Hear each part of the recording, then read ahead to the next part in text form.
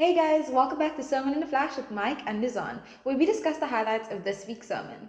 On Sunday, Pastor Darrel Scheffers ministered a sermon about your willingness and obedience to God in all things.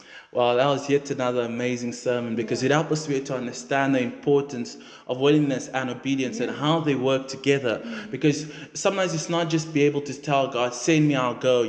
God, tell me where to go. But you should also be able to ask Him how to do it. Because if you obey Him totally, then your willingness will be backed by your obedience. You see, because if God wants you to do something, God will not just let you go blindly, but God will tell you how to go about it.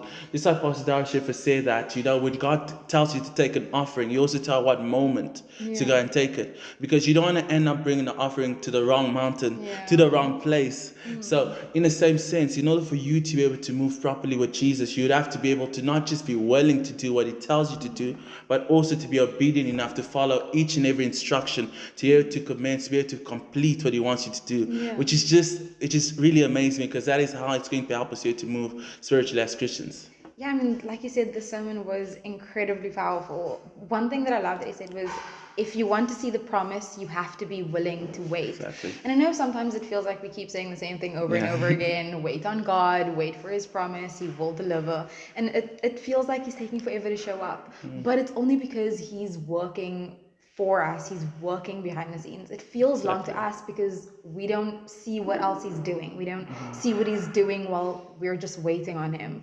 But all we want is the result and we get impatient. But exactly. if we're waiting on God, if we're waiting on His promise, that shows our willingness and our obedience to Him.